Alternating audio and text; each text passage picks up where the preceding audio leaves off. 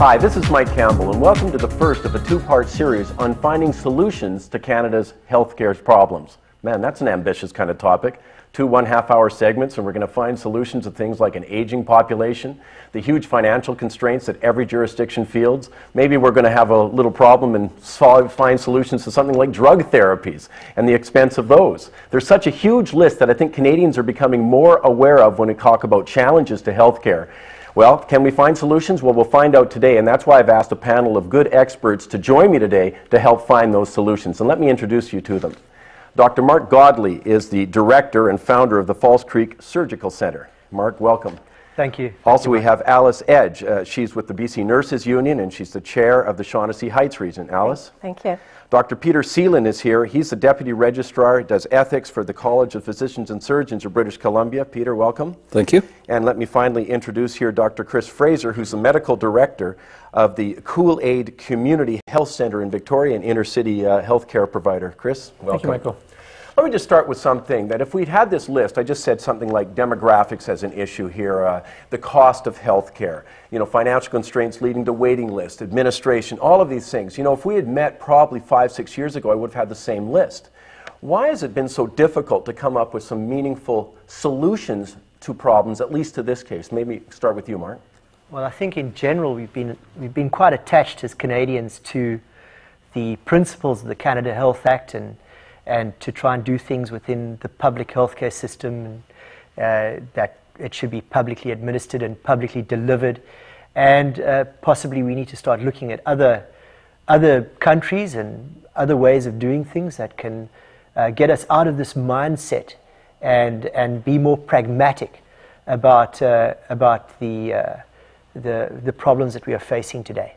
Well, one of the things that I find interesting is that it seems to me as a layman that we're not even committed to a best practices approach, that somebody else, maybe in New Zealand, may have found some solution to something, or, we don't even do it within our own country where we have some success stories within our country and it's not transportable to other jurisdictions. Alice, any insight into, again, why is this happening? It just seems we talk about the problems and they seem even greater than they were 5, 6, 10 years ago. Well, I guess I'm not that pessimistic, and I'm not going to say that they're worse. I just think they just still exist. And you're quite right, we haven't done a lot around solving those problems. And I think that we've been so overwhelmed, perhaps by the issues that we face day to day, that we're not able to look outside of the immediate problems that we're trying to deal with. And there are some really good, I think some very innovative ways of delivering care. I'm very committed, I have to say, and I will say it, to the public funded, publicly administered healthcare system that we have. And I think that we can look at some of the best practices actually that have occurred perhaps through privatization, certainly in some of the surgical areas where they have developed excuse me, practices of excellence, especially around joint surgeries and things in cataracts. But I think that they can be done within the public healthcare system, and we need to take those innovative ways and those good practices, and we need to use them. Dr. Seelan, what about yourself? What do you think the big obstacle has been for us? I think the biggest obstacle has been the failure of politicians to set aside the Canadian myth, the myth of universal entitlement and expedient provision of an indefinite number of healthcare services. Let me get you to elaborate on that. Sure. I think that they have not acknowledged that most Canadians don't feel that way. Most Canadians recognize that that level of entitlement can't exist and that we can't afford to provide it. And yet the politicians won't accept that. They won't, at least publicly, say, well, no, this is not doable. Let's admit that publicly and find ways that it will work. And I think we need to get away from using the indices that we've been using to measure our success. I don't think that waiting lists are of immediate interest, but to a small percentage of the population. While on the other hand, there are at least 300,000 orphan patients in British Columbia.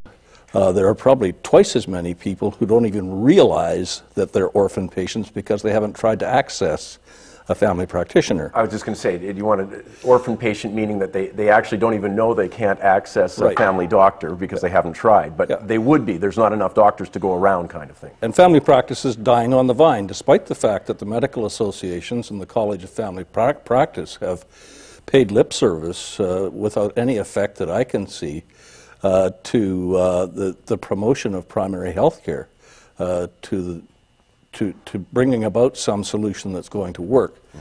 They haven't done that, and I think that what needs to happen fundamentally is that the system needs to start paying primary care physicians for looking after sick people, and to insert some disincentives for providing trivial care or care that is, frankly, on that side of the ledger, too expedient and too convenient, too easy to access, and still expensive.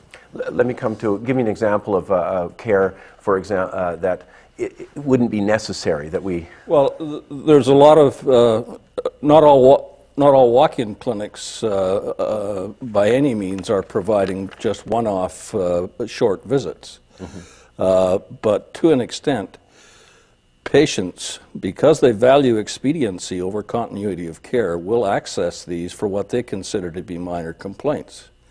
They expect a lower standard of care, and doctors come to believe that maybe they're only expected to provide that. There's only one standard of care, and that needs to apply there. So walk-in clinics is one consequence, and it's something that needs to be addressed. People have tried. But what is happening is that doctors that are committing themselves to providing continuity of care, spending endless hours with complex patients, and filling out all of their forms, and often at the end of the day being criticized for the level of their care by a family member, for example. They look across the street at their colleague who's been home from the walk-in clinic for 3 or 4 hours and has made just as much money, and they say, why am I still doing this? Mm-hmm. And so the new graduates are staying away from family practice in droves, and the ones that are there are leaving. And we need to fix that by putting systems in place that will provide compensation where it's needed for looking after complex patients. Well, lots to discuss within what you're saying. Yes. There, Dr. Fraser. What about the challenges, though? I mean, we hear another one, retirement might be one, as you say, and that will produce problems for access to doctors. You are part of a clinic that deals with, I wouldn't call them new diseases, but ones that, say, 10 years ago we wouldn't have had quite the level of concern, hepatitis C. You've got HIV that you're dealing with, at the Kool-Aid Community Healthcare Center. How have we responded to that? Are you an example of a good response by having clinics that more specialize in that kind of thing? Yes, I think that, carrying on from what Peter was saying, I think that integrated multidisciplinary clinics with better balancing between nursing services and physician services are really a good way to go. And I think that in discussing these bigger healthcare issues, we often highlight the problems, but it's also good to highlight successes. Mm-hmm. And when you have an integration of different professionals, I think you get much more productivity. I think, in fact, with the degrees of expectations of people in our healthcare system and the complexity of their issues, as we look at chronic diseases as well, we really do need to have, beyond that typical family practice model, people working together in teams. And so at my center, for example, we have nurse practitioners working at an advanced practice level. We have on-site psychiatry. We have a pharmacy in our clinic. We have counselors, nutritionists, and we're even starting to integrate some alternative medicine practitioners like acupuncture. So we're giving a broader array of choices. One way of putting it has been one-stop shopping. And so one person may come to our site and see 6 different practitioners during their visit. And I think that's been successful. Let me ask you, is your clinic privately owned? No, it's directly funded by our health authority. Mm-hmm. Now, but Dr. Godley, you own a privately, in a group. The Cambie Street Surgical Center is a privately owned facility, but dealing also with public patients. That's correct. Well, I think that the way the conversation is leading here is that it's all about making the patient the priority, and I think that's what this is about, and making the patient the one-stop shopping. Patients being able to be, for the convenience, coming to a clinic where they can be seen by a number of different practitioners in a more holistic approach to providing the care. Now, from my perspective in the private surgical side of things, we also have a boutique approach to healthcare delivery where the patient is quite centered. The delivery of care is centered on the patient. And I think that this may be the way to go. However, these facilities all need to be integrated so that the care can be provided across different different levels, so that if a patient does end up in a hospital environment or another environment, that information can be accessed. So information technology, I think, is going to become a very, very important part to play in the overall delivery of healthcare to the future Canadian patient. I just want to add, and it goes to the sort of the health human resource piece that we're coming to, and you know, that there are many of us in my age group that will be leaving, and we're taking a lot of experience with us. And I think that when we have these, if we were to look at primary health care centers, and we permit all of the health professionals that are there to practice to their full scope of practice, and they can also be the entry to the healthcare system, that it just doesn't just reside with physicians, that if you have a nurse practitioner or you have a dietitian or a rehab specialist, that they can bring people into the healthcare system in a primary healthcare center, that they can make appropriate referrals, that they can they can diagnose, and that they can prescribe treatments or medication within whatever they're regulated to do, and that will relieve some of the burden. Also, that from a woman's perspective, that there are many physicians who are females, and you know, we're caught in that particular bind when we decide to have families, that we are out of the system. But that doesn't mean that either nurses, physicians, or any other healthcare professional who is a woman wants to stay out forever. When we do want to come back, and we do want to continue our practice, and we do want to continue to contribute to healthcare, but our circumstances are different, and I don't know that the system is that good at permitting us to come back in. Yeah. That's right. Yes. But that's what I'm hearing here. We've only got a minute before we're going to take a break, but I'm not hearing enough flexibility within the system. And certainly the debate hasn't been very flexible. No. You know, and I'm just wondering how we can facilitate that. Maybe a show like this just reminds people that there's more to the discussion than simply the high-profile issues of just simply a waiting list, as you were saying, Dr. Seeland. That there's the delivery. There is a delivery issue here too. I think that the model that Dr. Fraser is working in probably has another application that will reduce orphan patients, and that is, in our existing system outside of yours, there is no incentive to increase the numbers on your list. The only incentive is to see more patients more frequently. And so it's probably unconscious, but almost human nature to resist adding on new patients, because it's a huge chore to bring on a new patient, particularly one over the age of 50 or 60, with any complexity at all. It's a lot of work. It's easier to see the patients you have. And so if you have a rota of patients that you're expected to see under the contract that you are working under, that helps. We're just going to take a break here. My name is Mike Campbell. We're talking about trying to find solutions to our healthcare fix, and we'll do more of that with our panel of experts in just a couple of minutes. Stay with us. I am not judge or jury. I'm not the police or parole officer. I'm not your mom or your dad. I am a volunteer. I work with kids who are in trouble with the law. I volunteer on a youth committee. On a restorative justice panel. In a community outreach program in my town. I volunteer. Youth Justice Renewal and volunteers. You can help. I help make youth justice happen.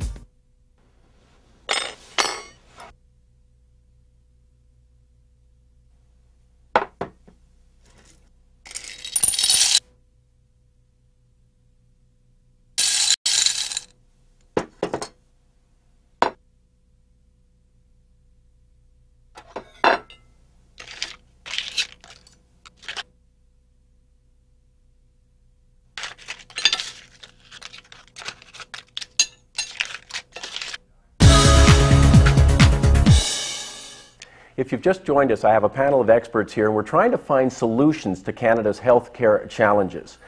Dr. Sheelan, just before the break, there's a couple of things that come up. One is that, you know, there's no incentive really in many ways to treat patients over a long period of time for, you know, a half hour, an hour, that kind of thing. It reminds me immediately of the problem in our hospitals right now where they have this issue of global budgeting.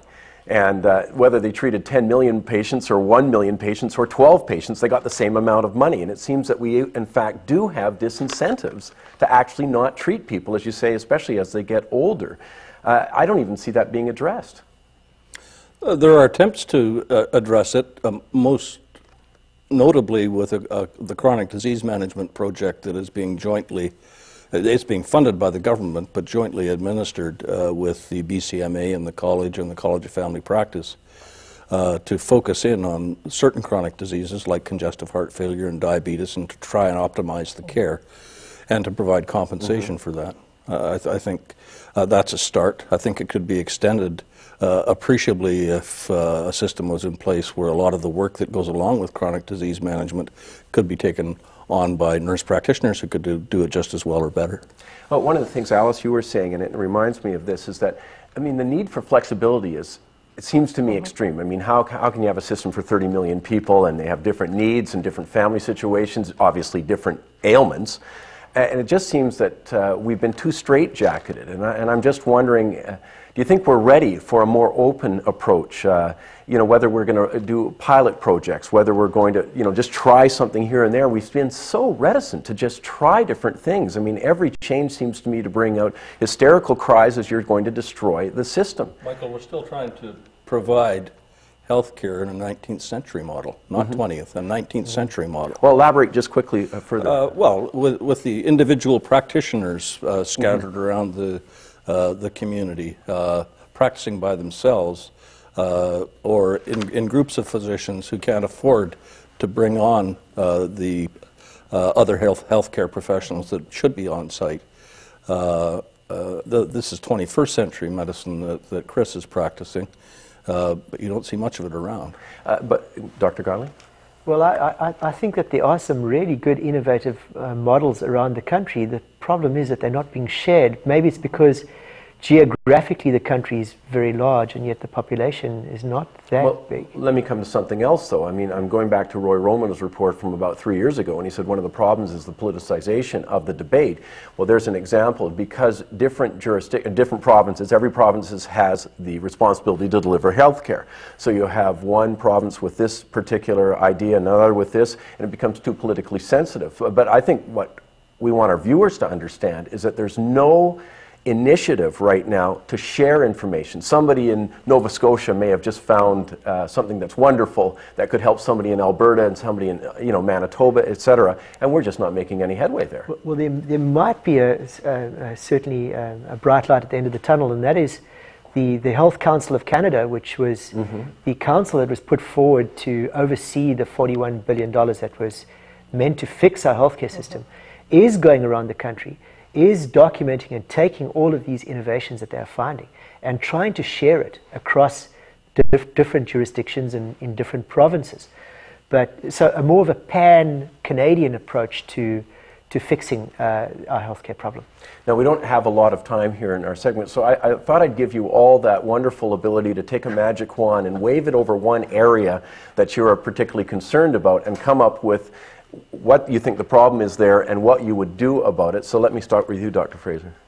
Well, I would say that one thing that I see is a need to expand these interdisciplinary centers such as the one I work at. I think also, though, that to institute as a principle across the system some ideas of benchmarks and outcome goals. So if you're getting funded to do something, let's make sure you're doing it.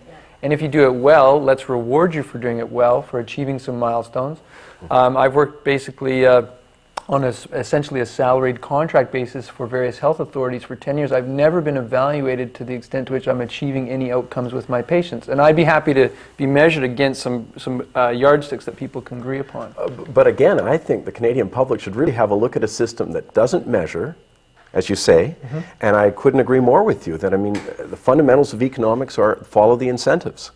And right now we have disincentives to treat patients. So, I mean, I'm just saying it makes tremendous sense, and we don't have common sense right now. If we could institute that as a principle, I think we'd move very far ahead. And I think to really celebrate effective innovation, there was a recent Alberta project on joint replacement where they did come up with some innovation that worked well in that context, and we need to again celebrate those steps forward. I think if we empower the patient, and how do you empower the patient? One of the ways you can empower the patient is attach the tax dollar for healthcare to the patient. So the patient then is in a position to demand certain outcomes and certain satisfactions from the care that's been delivered to them. And so that would be my approach to this initial problem, because then at least the patient's in a position to demand a level of accountability. Dr. Seeland, I'll give you the magic wand now. Thank you. The demise of family practice is being market-driven. 80% of people value expedience in their health care over continuity of care. We need to change that culture. We need to make the public understand that continuity of care is absolutely critical, and that the older they get, the more important it is. And for that to be compensated, and for disincentives to come in place for people that access healthcare too freely, an education process, public education has to happen. A couple of things very quickly with that, though, is that I think, again, we just want to bring to their attention that right now, if you're a family practitioner, you don't want to take on a complicated problem because you won't get paid to do it. Right. I mean, obviously, and I'm just saying, as you say, it might be subconscious at that level, but it gets very difficult financially to take on someone who's going to take 2 hours of your time every day, and you get the same amount of money as you would if you took 10 minutes with them. And I think I just want to address that's what you're... We need to figure out a way to pay doctors to look after sick people, or potentially sick people, or to keep them from being sick, who have having complex red flags turning up. Yeah. Alice, I'll give you the wand. Oh, thank you. Do I get the last word too? You get no. Well, no, that's why I'm the host. I'm going to go where Dr. Fraser's gone. I really think that we need to look at models of care, and I think that they need to be collaborative, multidisciplinary models where health professionals come with a set of skills and knowledge and certifications, whatever, and that they are permitted to practice within their scopes of practice. Are you coming within that, though, that, for example, there's sort of jurisdictional boundaries there, doctors do X, nurses do X, you know, kind of thing? Well, the boundaries are getting a little blurred. That's what I'm asking, and I think that we have to, I think it's challenging for some of us who've been around for a long time to give up those boundaries and start to stake out our territories, that we have to be, with the flexibility word, we have to be more flexible. And we have to be courageous about that. And I think that there are health care savings to be had if we look at those models of care. And I think that the other thing that we need to do is we need to start funding prevention. Because in the long run, it's like your car. If you do the maintenance as you go along, you're never going to hopefully wind up with a great big bill. I personally believe that's an attitudinal change on the part of the, coming right back to something you said right originally, Dr. Seeland. Canadians have a sense of entitlement, but part of that doesn't come with any responsibility that I can see, that it's also part of the individual's responsibility for prevention. I have 3 children. I am responsible for the diet. I'm responsible for their exercise as a parent. I'd love to see more of that to lead to what you're suggesting. But I also think that the bigger issue is the social issues around that collectively there has to be policies that also permit the funding of prevention and see that it's important. Yeah. Dr. Godley, you got a couple of minutes. Solve the healthcare crisis for me in 2 minutes. Well, I have to agree with with everybody here today. I mean, as far as I'm concerned, in private practice, I think we've got a place to play in the overall scheme of delivering healthcare, and I think that through collaboration with the public system, we can work together to solve the human resource crisis that we're dealing with today. If we don't address the fact that we're going to have a shortage of doctors and nurses in the very near future, we're certainly not going to be able to deliver care at all. So we need to work on those issues as well. And I think from that perspective, the innovations that are taking place in the private sector today with the delivery of care can be combined with what's going on in the public system so that we can have a strong universal healthcare system for the delivery of all. Is it possible, and we only have about a minute here, but is it possible to get that collaboration? North Korea and Canada, the two that sort of don't like private care. I mean, it's a bit of a farce in our country because, of course, about $30 billion a year is spent in private care, and governments, of course, contract with private care providers like the Cambie Surgical Center. But can we change the debate at least to, you know, that would be my goal, just to change the level of debate on that. I think that the change is going to come by the change in the education that new nurses and doctors and physiotherapists are going to gain. I think that's where it's going to begin, is that they that they're going to be, in part of the education is going to be that you have to have that collaboration. And I think, I mean, I see it in the place where I work, that we do collaborate with one another, but I don't know that we do that on that great big scale that we need to do. And it does require some courage and some creativity, for sure. Well, I think one of the things we've been able to accomplish here, though, is that, I mean, I'm fascinated also by the range of issues that are before us. You know, waiting lists and maybe privatization, you know, have dominated the debate, but issues like retiring doctors, issues like the way that we're going to deliver the care in a more integrated model, issues like continuity of care, issues like incentive to actually treat patients. Dr. Godley's saying put the patient first. I think this has been a fascinating discussion, and I'd like to thank you all for joining us today. Dr. Fraser, Dr. Seelan, Alice, thank you very much, Dr. Godley. We're going to get another chance to do this in just a couple of, well, you want to stay tuned because we have the second part of our series on fixing Canada's healthcare system, finding solutions. But in the meantime, thanks for your time and thanks to our experts. I'm Michael Campbell saying so long. Till next time.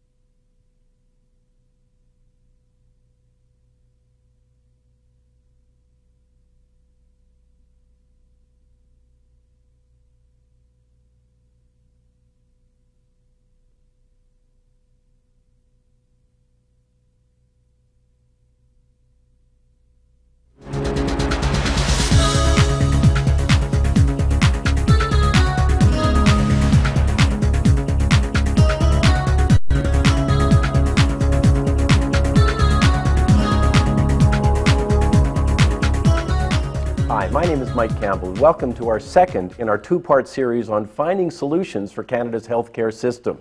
Boy, that sounds pretty ambitious when we've only got 2 half-hour shows, considering we're talking about, what, $130 billion is spent every year. We've got 30 million potential patients. But that's why I've enlisted a panel of experts, and let me introduce you to them right now. Starting off, I've got Margot Young, who's an associate professor at the University of British Columbia, a constitutional law expert at the Faculty of Law. Welcome, Margot. Thank you. Dr. Mark Godley is here. He is the director and the founder of the False Creek Surgical Center. Mark, thanks for joining us. Thank you.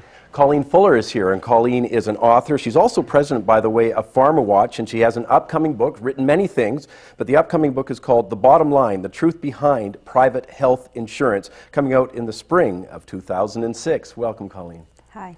And we're also pleased to have with us right now, we've got Dr. Robert Woolard. He is the Royal Canadian Legion Professor, head of the UBC Department of Family Practice at the Faculty of Medicine at UBC. Bob, thanks for joining us. Thank you for having me. Let me just start. I think one of the challenges in Canada right now is the quality of debate. I mean, I think we appreciate there's always challenges. I mentioned 30 million potential patients. How can't there be challenges in any system? But what about the quality of debate we hear in the newspapers, on the radio, on the television? How would you rate it on a scale of 1 to 10, as say 1 being incredibly superficial and unhelpful, and 10 maybe getting to the heart of the matter and facilitating improvement in the system or facilitating continuing to have a quality healthcare system? Margot, let me start with you. Sure. I'm actually not going to answer your question directly because I think there are a number of debates. And so instead of give a number for everything, I think I would want to say that there certainly has been a lot of very good, strong debate from the experts, from healthcare experts, from legal experts. I think that the media has not been as careful and as informed as it could be about what the issues are. And I think as well there's another debate that goes on at the level of the public, which is one that relies on anecdotes and snippets and bits from the media. So we have different debates. We've had, I think, in terms of public policy from experts, we've had a very rich debate, and it varies as we go to different quarters. Mark? I think a lot of the debate has been pitting private healthcare against public healthcare. Whereas we need to actually look at the solutions that are out there across Canada and get that across in the media to people and let those solutions be known and let them be tried elsewhere. So we have to get away from this adversarial approach that we have in this country and this sort of contentious issue about private healthcare delivery and private healthcare provision. Do you think the media facilitates that, though? Because the media loves confrontation. They love sound bites. They're selling airtime, basically. No, absolutely, absolutely. And I think we look too often south of the border at the inequities of healthcare delivery south of the border, and we equate what's going on there sometimes to what could potentially happen here if we introduce other ways of delivering healthcare, and we shouldn't be that way. We should actually have more of a broad approach. Colleen, what's your take on the quality of debate? Well, I think that I agree with Margot that there are different types of debates that are taking place. And to add to what she said, I would also say that people often engage in discussions about their own experiences with the healthcare system and what they've been. And for the public, I think that that's really what a lot of times what their level of knowledge is about the healthcare system is based on personal experience with it. But I also think that what is happening on a really positive level is that people have a very strong commitment to the principles in the healthcare system, that the public is very strongly supportive of the principles in the healthcare system, and that there is actually a surprising amount of knowledge about what some of those principles are. Dr. Woolard? As an inveterate teacher, I think I have to give you an answer, and I'd say somewhere around a 5, and it's because, as has been demonstrated, I think parts of the debate are actually effectively engaged. In fact, I would argue that the public-private debate has been explored to the point where it's distracted from a whole bunch of things. So I would say the 5 you get because we seem to be able to obsess on money, we seem to be able to obsess on delivery systems and so on. Where I think we fall down, I think this is what Margot is referring to some extent, where we do fall down, I think, is seriously discussing what's the relationship between all of the caregivers and between all of the caregivers and the population that's being served, because we tend, obviously from the perspective of a primary care practitioner, that takes place really close to the storefront. That takes place where the anecdotes and the reality comes from. But we seem to discuss too much the high-tech end, and we tend to discuss, in my view, too much the economics of it. And that distracts, I think, the population from getting down to the questions of what kind of care do you want? How can we best use the massive resources we have, because compared to other nations, they are massive? And how can we do that in a way that values what people value? And I think, you're very close to that, with PharmaWatch, I think, in a sense, gets us into that level of debate. So many things come up for me about misconceptions we have, though, within that debate. I mean, the challenge is that our system is pretty much politically driven, federal and provincially. Politicians are driven by voter support. And if the public isn't well informed on certain issues, or as you say, an overemphasis, if you looked at the public debate, I'd suggest that they think that waiting lists are the be-all to end-all, which I'm not so sure any of you would agree, or all of you might agree, but I'm just saying certain aspects seem to have dominated this debate. And that's why I think the question is relevant within that. And that's why getting experts like yourself here to say maybe we can refocus. And so you were just mentioning, Dr. Woolard, you're talking about relationships. And I need you to expand a little bit on that. You've got a picture. You're talking to someone who thinks the economics I don't think the economics are important, but I think that's what's driven the debate. Mm-hmm. And I'm not saying the economics aren't important, but they should reflect the relationships rather than rather than absolutely shaping the relationships. And most people, I think, should spend most of their time ignoring the healthcare system and pretty much taking for granted that when they need it, it's going to be there. So a lot of it, they shouldn't have a relationship other than a relationship of confidence. And we have the obligation to make that happen. When there's an entry into the healthcare system, there's the relationship between the frontline caregiver, whether they're family docs or nurse practitioner, midwives, whatever. There's that relationship, and that's going to handle probably 80% of the interactions that are going to take place. But that group of people have to be adequately connected with the various secondary, tertiary, and quaternary care systems, so that from the patient's point of view, the relationship is seamless. What they have need of is appropriately delivered in a timely fashion. Not an easy task, but if we focus on their experience, and I would argue that the quality of our system should be measured not on how well I, as a relatively educated person, can navigate the system, but how the most vulnerable person can navigate the system. If we design our debate, discussion, and our system, trying to say what series of relationships do they need to get the care that they want when they have to achieve the system. Now that seems like a deceptively simple thing, but it's something that gets forgotten because we're very adept at throwing money at the system. We're very adept now at throwing computers at the system. We're very adept at throwing protocols at the system. But somehow we forgot that element of interhuman care. And I don't want that to sound naive. In fact, there's a lot of science behind how that impacts people's health. There's, again, a number of issues that come out of that. And we were mentioning a moment ago that maybe we have overblown this issue of private versus public. I mean, first of all, I've always been puzzled by that because, a lot of different estimates, but they're saying somewhere around 30% of the system was always private. And for example, you're a doctor. If you were in family practice outside of the University of British Columbia, it would be a private doctor's office. So I've always had a little trouble with that description. Are we really so concerned about that as opposed to what the patient gets? What I'm hearing from you is let's deal with the patient. And so I'll accept completely, let's deal with the most vulnerable patient. Do we really care who delivers that as long as they do have access? Colleen? Well, I think that there's a lot of confusion around the issues of public and private, and that this is reflected in some of the public debate about what's going on. You're right that, in fact, 100% of the healthcare system, if you want to, that's probably not right, but a much higher percentage than 30% of the healthcare system used to be funded privately as compared to now. We have 30% privately funded and 70% publicly funded. That is different than saying who delivers the service. The majority of services have historically and are now delivered in the private sector in Canada. So that's, hospitals are actually in the private sector in Canada legally and in every way. The difference is whether these entities are going to get public money to provide the services that are that they should. So there's just a lot of confusion between who delivers the service and who pays for the service. They're two different things.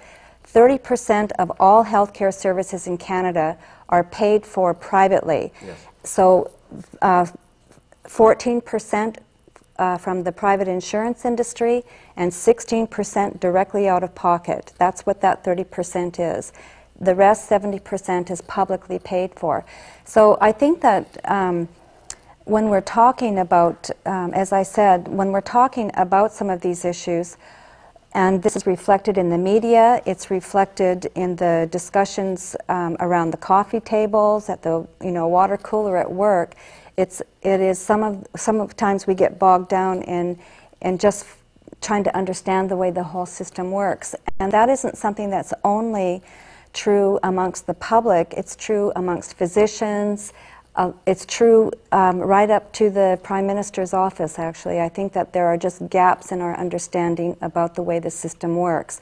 And that does affect our ability to identify solutions. Okay, let me just hold us at that. There's a lot more to get to, obviously, here.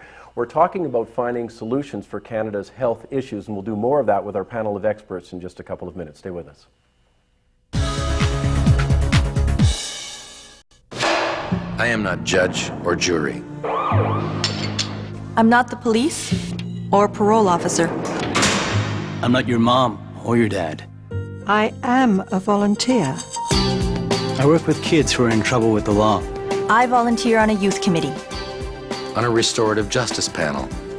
In a community outreach program in my town. I volunteer. Youth Justice Renewal and volunteers. You can help. I help make youth justice happen.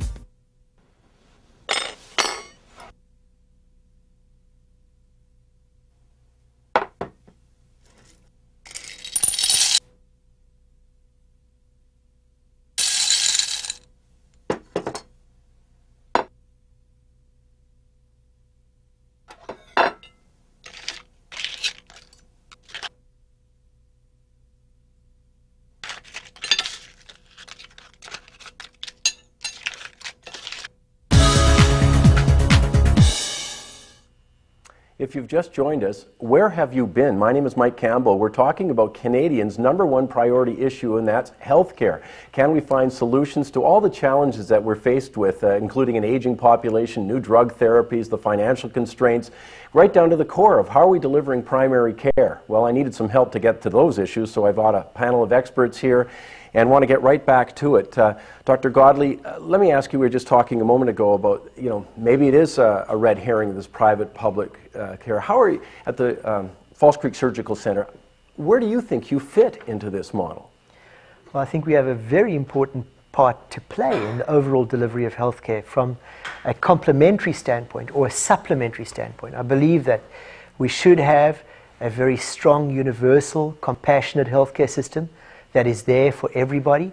But when the system actually fails to deliver, and when there's a need, that's when the private sector has a very important place to play in the delivery of healthcare. And we've seen that in British Columbia, where there is a human resource crisis, and there are a lack of operating room nurses and a lack of anesthesiologists. So we are seeing the public healthcare system turning to the private sector to help deliver those services to people in need. So one of the first things we need to do to fix our healthcare system is address the waitlist crisis. And as the Canadian Institute of Health Information in 2004 noted, that the burden, the economic burden of illness is pegged at about $150 billion. That's just the economic burden to people who are waiting for care. So we need to invest in getting those people off the waiting list so that they can become productive citizens of society again, to increase our tax base so that we can have more dollars for healthcare. Isn't in fact that's what happens right now? If you are an injured worker through the Workers' Compensation Board, they regularly send people to private clinics to expedite their care and get them back into the workforce. Absolutely. The business case for the Workers' Compensation Board needs to be extended to all Canadians, because all Canadians are suffering the same economic cost, let alone the social and the physical injustices of having to wait for healthcare. Marco Young, you deal with constitutional law, and isn't that one of the big issues? Because of course you've got federal responsibilities, but the delivery is still provincial, and then you can get a variety of delivery models depending on which province you live in. I mean, if we're looking for improving or meeting the challenges of the healthcare system, don't we have to look there also? Well, I think it's a part of the picture, but I want to go back to this earlier debate and put myself right into the middle of it by saying that I do think the issue, a large part of the issue, is the distinction between publicly delivered or administered or governed healthcare and a private system that's run according to the market. And I think that the problems that all of us would identify with the current healthcare system have a number of possible ways of fixing it. I don't think going to the private medical model is the solution. And in fact, I think the 30% of our healthcare that is delivered through private insurance, paying out of your own pocket for private care, is problematic. And I think we need to find a solution within our public healthcare system that isn't in the business model, it's in the justice model.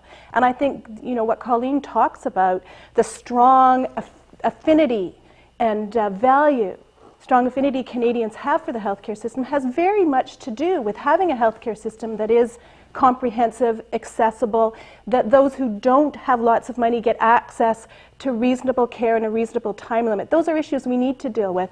I don't think the private model works. Do you want me to, should I return? Can I come and ask you, but what measurements do we have? I'm not aware of measurements where, I don't think there's anybody watching this show today isn't going to be saying, I mean, no, I don't want to deny health care to anybody, especially, you know, something that's needed. Do we have any measurements that that anybody's being denied? I'm talking about denial as opposed to they may need education about what their opportunities are within the healthcare model, and that's important. Yes, we do have, I don't know if we have measurements, but people actually are being denied care, and I'll give you some examples. One is, you know, only half of the working population is covered by extended health benefits.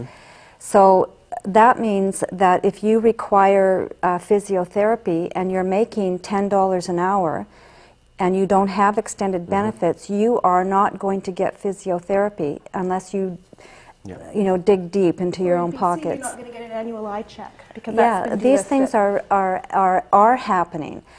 There are, in terms of waiting times for medically necessary services, there are solutions that have been identified in the public system, and one of the things that we're seeing now is the 2004 Federal Provincial Territorial Accord on waiting times is really being able to address some of the long waiting times. We haven't solved all the problems, that's obvious, but the public system is responding to a lot of these problems. And I agree with Margot, the private sector is just simply not able to, and I don't think the Workers' Compensation Board is actually a very good example. That is a private sector insurer. I don't think queue jumping is the way to solve problems around waiting lists and so forth. Mark? Can I have a word here? I think that we have to understand that under the Canada Health Act, the issue of having a comprehensive system has moved so far from the 1960s to the 2000s, and that we cannot keep on adding new and new procedures and expect that this is all going to be funded out of our tax base. We have to look at an alternative form of funding. And I think that's an important point, though. That I mean, I'm just looking that there's only 3 provinces with any pharmacare, help, and you could be denied a cancer treatment drug in one province and get it paid for in another. But we know there'll be another therapy next weekend, and the weekend after there'll be a new technology. And have we had a realistic discussion as to what extent the public system can pay for that? Because we're going to get back to the economics, Dr. Willard, right away. Well, I mean, there's 2 ways you can deal with it. You can say, okay, we're going to cap only certain services and say everybody gets those services, and anybody who's wealthier gets other services, the American model, if you will. Or you can actually get down to the ongoing debates that take place across the country in terms of how do we collectively make sure that we're looked after. Because you earlier asked the question, is there evidence of people being denied? There are incredible gradients of care, gradients in terms of health outcome, gradients in terms of health services, gradients at a whole bunch of levels. The most obvious one is between urban and rural. But embedded in that is the economic gradients that are in that. So I think it would be naive in the extreme to say that somehow we're going to bumble through and most people are going to get good care. And by the way, if they really want Cadillac care, we've got to create a Cadillac factory for them, and that's going to solve a problem. My point is not that that's not important, but it's not all that's important. Because if we can't, in fact, ensure that there's effective delivery of the basic care that's needed, and again, at the risk of but we have to define what basic care is. We have to define what basic care is, but we also have to define how you navigate through the system, so that in fact you have, when you're ill, you're not having to become your own navigator. You don't have to take your family to hospital. You don't have to take your family into the healthcare system. You don't have to arm yourself with all sorts of internet advice and then come in as somehow a vestigial piece of the healthcare system. The healthcare system should be the focus of looking after you. And that's where I think we've got to move beyond this kind of economic debate, which is fine, but I think it has become sterile. And the only way we're going to move it is, I think, is moving beyond it to recognize that whatever the economic model, we're not going to move from where we are right now if we don't talk about relationships and we don't talk about prioritizing care. Now, we just have a few minutes left here, and I want to make sure we get to some solutions here. I mean, I'll give you another quick challenge that occurs to me is that talking to a lot of professionals, and a new drug comes out, there hasn't been enough testing to see if that's better than the old drug. It's certainly more expensive than the old one, but we don't know if it's better, and then that creates a challenge. I mean, which is a good discussion. I mean, there's a lot of challenges here. But I want to give you each a chance for about a minute to say if you could just, wave that magic wand and come up with something, where would you like us to focus for a second? Colleen, maybe you could start us off. Well, earlier I was talking about primary health care, but if we're really, what I would like to see actually in Canada is a national pharmacare program. You are talking about prescription drugs, and I think that this is going to sink the system more than anything else is the cost of prescription medicine, and we really need to have a strategy to get control over the cost of prescription drugs, and also a better strategy to manage access to drugs so that people aren't taking 15 different pills when they can only need one. I agree with Colleen on one thing, that the drugs are going to probably sink the system if we continue to allow this to run away with us, because a lot of Canadians they just don't have the money to pull out of pocket to pay for this type of medication. So let's come up with a basic understanding of what our public healthcare system is going to offer. And then everything else is supplemental and complementary to that. The only way is to have a form or some forms of private health insurance. So that, and a good example is France, where 94% of the population has some form of private health insurance to pay for these issues that Colleen talks about, especially the pharmacare side of things. But it also supplements and complements their very strong public healthcare system, because we don't have enough money right now to be able to be everything for everybody. A one-size-fits-all is not going to work anymore. Margot, we just have a minute or so. Sure. I don't deny there are really tough questions of resource allocation, tough questions about what's going to constitute the core content of healthcare we want to guarantee on an equal basis, regardless of income, to all people present on Canadian territory. But I do think it's important to look at other countries which demonstrate, like Australia and New Zealand do, that moving to a private system in which doctors can supplement what they earn in the public system with private healthcare provision doesn't help waiting lists, doesn't help provision. In fact, impoverishes public health care delivery. So I think this is an issue of public governance, and what I would like to see is a recognition of the fact that both the federal and the provincial levels of government have a responsibility to provide both more accountability and more transparency and more, substantive guarantees in terms of the federal government beefing up provisions of the Canada Health Act. Provincial governments, I think, saying to doctors you can opt out of the public system, but if you choose to do that, then you get paid only through private care, that you can't use private care to supplement your public income, because it shows, we know from other countries, that just saps resources away from public health care delivery. And you've had your minute. I'll give Mark 10 seconds here. I absolutely disagree with what she's just said, because the countries that she mentioned have got what they call a duplicate healthcare system. New Zealand, Australia, the UK and Ireland, and I agree, all of those countries have two-tier healthcare, and they have doctors that work only in the private sector or in the public sector. We need a system that our doctors and our nurses work in both systems and have an obligation to work in the public system, as well as be allowed the opportunity to work in the private system. Dr. Willard, quickly. The ragged and unacknowledged edge of the system at the present time is around primary care. The data from Barbara Starfield and others is very, very clear that if you have an effective primary care system, you get better health outcomes, you get more cost effectiveness, and that's what's being sidelined in a sense with the debate.